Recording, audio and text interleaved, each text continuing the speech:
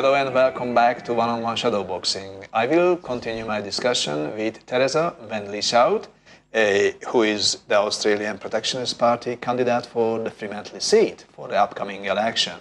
Teresa, we've been talking about freedom of speech in the previous part of this program. Now, let's go into one or two of the other issues. Protecting Australian interest. What does it mean? Protecting our industries, businesses and organisations, Australian owned and made.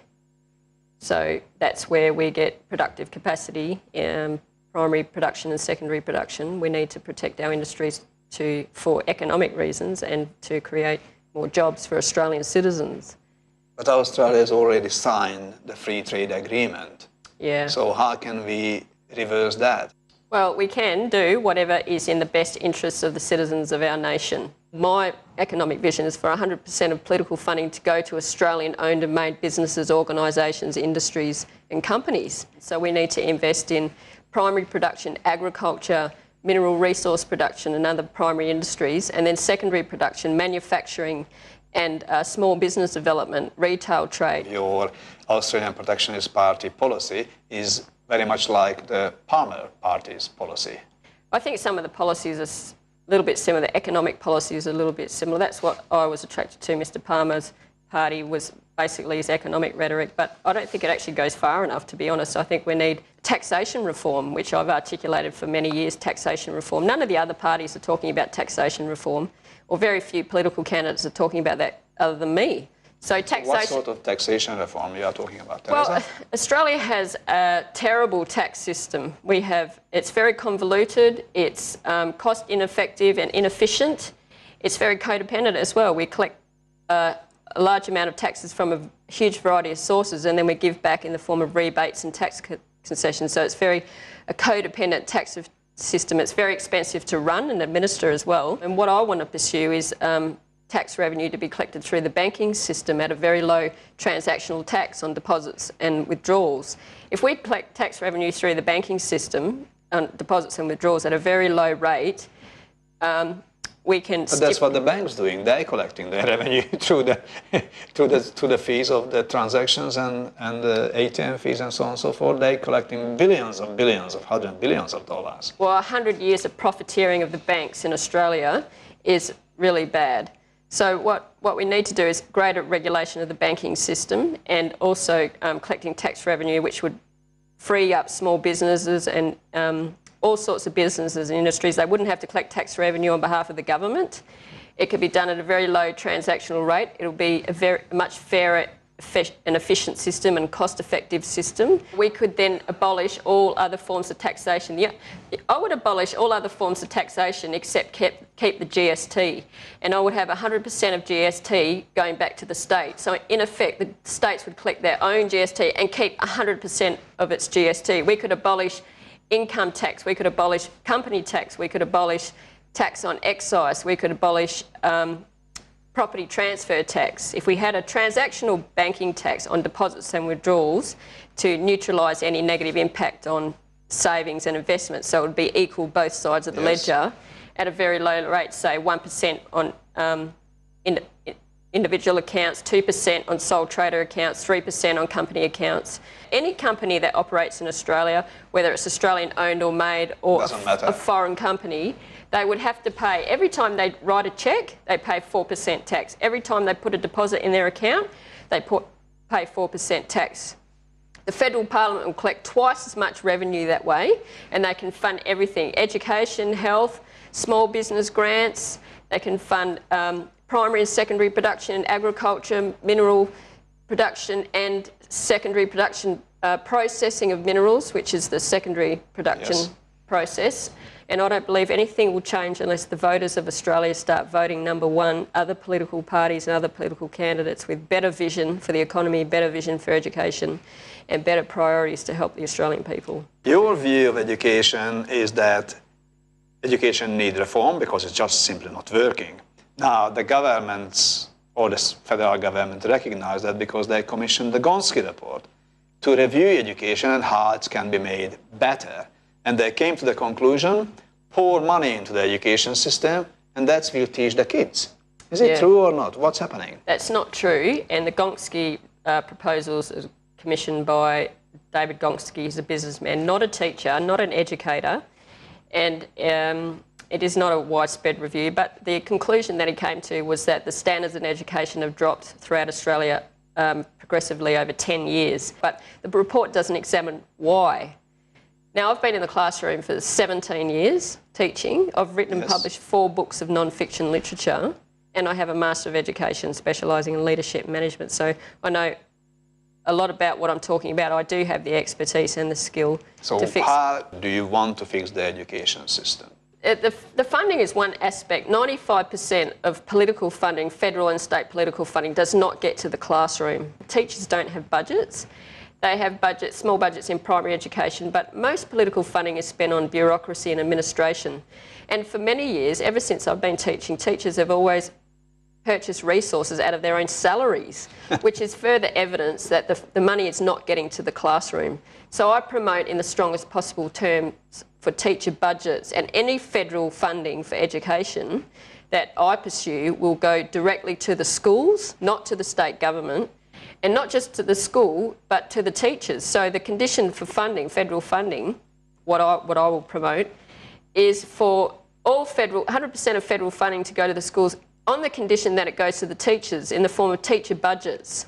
So the teachers will have a budget, looking at a budget of about $10,000 a year for a teacher working in the classroom. They can buy resources, they can buy educational equipment and excursions, etc. So without budgets, teachers, it's very difficult for you to do your work.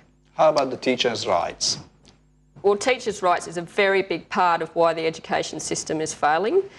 Liberal and Labor politicians across the country have destroyed the rights, authority and status of teachers. They've allowed principals to sack teachers across Australia, which has destroyed their rights. They've also allowed teachers to be subject to violence and abuse, horrific violence and abuse in some schools, particularly the government schools. And so the kids got more protection by the system than the teachers. That's correct. And even under the legislation now, particularly in Western Australia, the Liberal Labor politicians, it doesn't matter, they're all the same. They're both guilty of it. They have created, with the Teacher Registration Act of 2012, they have given more rights to children than a teacher. You cannot educate effectively that way. It is impossible to educate effectively when children have more rights than a teacher. In effect, the child has the cane in the hand now. So my vision is to give teachers across Australia suspension rights for up to 10 days, where a teacher can suspend a child for violence or verbal abuse or bullying. Because at the moment they are not empowered to even protect children from other children in the classroom from bullying and abuse. I think particularly in the government schools it's worse, because in the private schools they do get more funding, political funding, and they also have more religious education as well, more teaching of morals and values education, which is another aspect of the vision I want to pursue, is to increase the teaching of morals and values in all Australian schools, including the teaching of the New Testament if schools want to pursue it. Children should be able to celebrate Christmas and Easter and have Christmas concerts as we did in the past, and to sing Christmas carols and things like that is related to the historical values and culture of Australia as a nation. And now they couldn't do that because of political correctness, or why? Because of political correctness, because the politicians are dictating to the teachers what they can do and can't do, and the principals as well. They use principals as puppets. So I think I want to see level 3 teachers across Australia administer schools, authority for discipline and budgets, and also for for the decision-making processes in the school to be conducted by level 3 teachers, giving the teacher in the classroom more authority, budgets, the ability to discipline and increase the teaching of morals and values education, as well as the other curriculum areas as well. We will create a world-class education system, and it will truly empower teachers to do the very important work that they're called to do. But as you say, the politicians don't want to have that educated mass on the streets. Well, they don't want people educated. That's why they've done this to the teachers. They've destroyed the teachers' rights. So that's why more teachers like me need to pursue politics and get into the parliament. But then the Labour's coming up with the Gonski report and with the billions of dollars offering to schools. Do you think, Teresa, money can teach kids reading and writing and mathematics? Well, that's what they think, isn't it? That's the problem. That's not true. But what do you think? Well, I think that we need to focus on the curriculum, the authority structures in schools as well, the curriculum as well.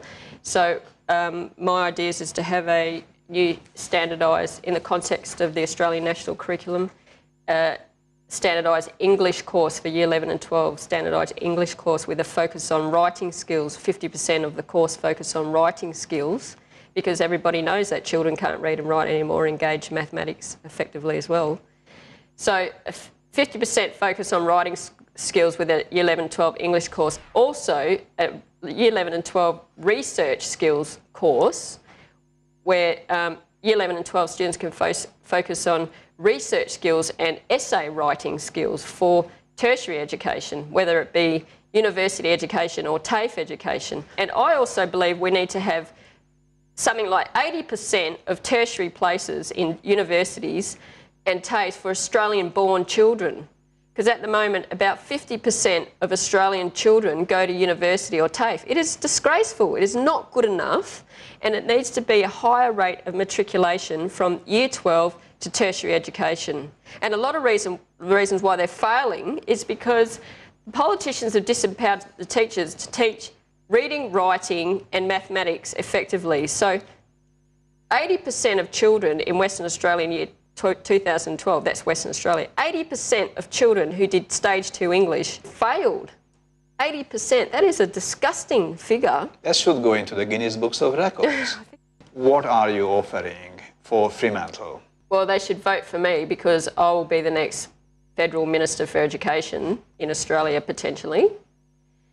I also will fight for local communities and the rights of citizens in the Fremantle Federal Electorate and the communities in the Fremantle Federal Electorate, including the port city of Fremantle, where Colin Barnett is destroying the port city of Fremantle with his forced council amalgamations, and the communities throughout Western Australia. I am the only political candidate willing to fight for the port city of Fremantle and for the communities within the Fremantle Federal Electorate. I also have a great vision to revitalise the port city by fighting for Commonwealth funding to revitalise the international passenger terminal, which is old and run down, so to encourage more international cruise liner ships to come into Fremantle. It will revitalise the port city of Fremantle, a lot more economic development. It'll be a great economic advantage for Fremantle. Teresa, thank you for coming and good luck for your upcoming election. Thank you very much. In Fremantle. Please come back next week, same time, same channel, one-on-one shadowboxing.